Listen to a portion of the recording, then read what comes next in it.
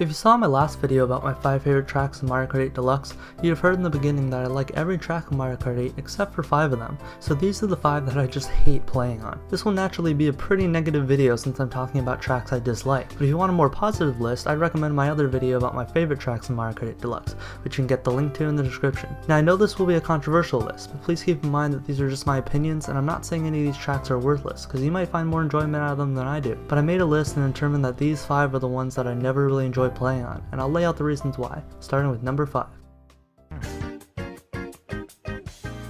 Number 5 is Sunshine Airport. I'm pretty sure most of you will disagree with me on this one, as it always seems to get picked when I'm playing online.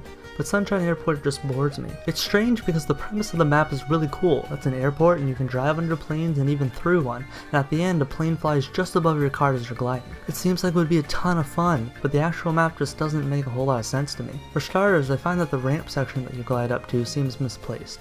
Like, what exactly is it supposed to be? It seems its only purpose is to hover there for carts to drift on and then immediately fly back down. It comes across as a bit lazy and doesn't make much sense in the context of the map, as there are other ways they could have incorporated gliding into a map about airplanes. Like, what if they had you glide through a few planes to get boost rings? It would be so cool if there were big cargo planes that flew up towards you and you could avoid them to be safe or go through them to get a slight speed boost. I feel that would significantly add to the map and make the course less boring and really take advantage of its awesome setting. Now I know there are courses like Baby Park that are less complex than this, but Baby Park commits to its simplicity, which is what makes it frantic and enjoyable. If Sunshine Airport offered a bit more to do, I would probably enjoy it more, but since it seems a bit short and has a lot of wasted potential, I'm keeping it in my number 5 spot.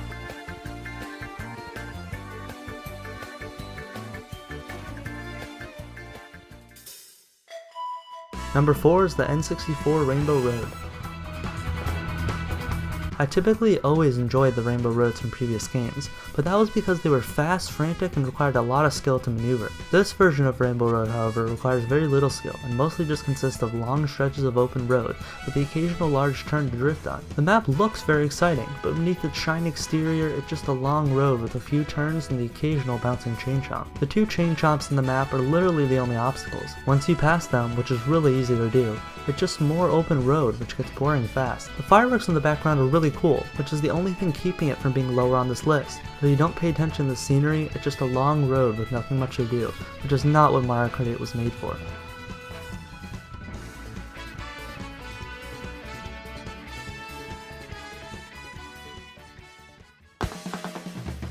Number 3 is Dolphin Shoals. I'm not really a huge fan of underwater sections and levels. It just seems a little odd to me and a strange change of pace. But there are some water levels that are still fun, so most of them I would rank higher up on my list. But Dolphin Shoals just ruins the concept of water for me. To be fair, before I start roasting this map, it does make sense to use water in this situation. After all, it is a map about dolphins.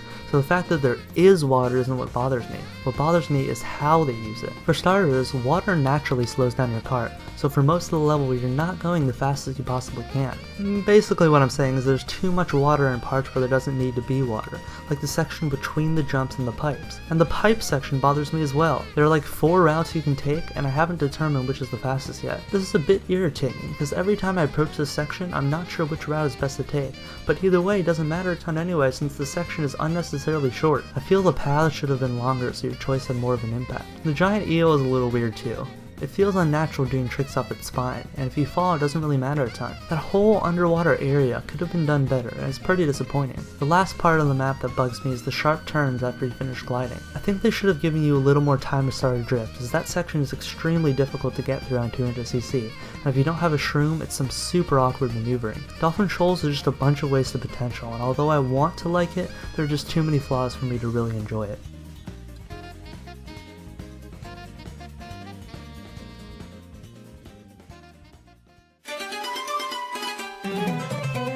Number 2 is Bone Dry Dunes. This map I always seem to do poorly on. I can be getting consistently in the top 2 in an online lobby, then this map comes around and I'm always finishing in the back of the pack. At first glance, the map isn't too bad. I mean, I like the type of day it's set in, and the aesthetic is really nice. But I believe what makes Bone Dry Dunes so frustrating to me is the amount of sharp turns it has in an awkward order. Now, sharp turns itself are a good test of skill, but Bone Dry Dunes combines them at the worst moments to the point where it's less of a test of skill and more about who can get shrooms from item boxes to skip through the awkward turns. Now, I'm not saying it's impossible to do well without shrooms. In fact, fact, I have completed some perfect laps where I nail every turn. But the unpredictability of the map combined with the blandness of the road makes it extremely not fun to me, and often ends in stupid mistakes that cost me the win.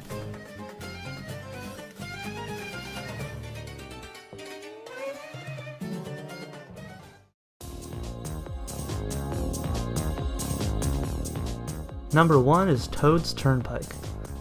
This track takes everything I hate from various other courses in Mario Kart 8 and combines them into one, such as a night setting, traffic, an awkward figure 8, and boosts on walls that serve almost no purpose. Now let me break those down. First of all, I don't hate every night map. Some courses use the night setting really well, like Sherbet Land, but a dark course to me is almost always inferior to a bright one, and Toad's Turnpike represents everything I hate about dark maps. I also hate the traffic. Its only purpose in the course is to screw you up, and while I know that's what the developers intended, they use it too much, and at some points, it's almost impossible to get a good drift going. And look at the shape of the map as well. It looks like a figure 8, but it's not a perfect one, and at key points in your drift, the turn will suddenly flatten out and cause you to bump into the wall. And if you're not in tune to CC, it'll reset your drift and be a real killjoy, especially if you're able to dodge a bunch of vehicles. The other part of the map that contributes to making it my least favorite course is unnecessary anti-gravity paths on the side walls. Toad Harbor suffers from a similar problem, as that path is almost never faster than just sticking to the inside. So if you take that part out of the equation, you're left with a boring, ugly map that discourages speed by constantly threatening crashes,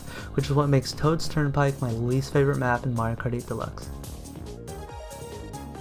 So those are my 5 least favorite tracks in Mario Kart 8. Let me know some of your least favorite tracks in the comments, or if you'd like, you can click the poll on the top right of the screen to vote for which of the maps I mentioned in this video you like the least. And remember, this was all just my opinion.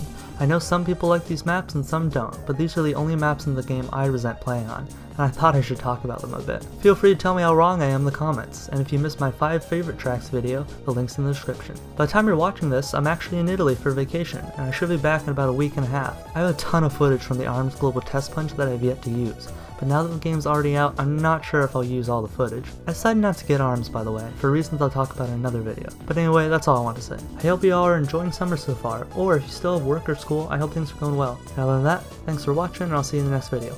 Bye.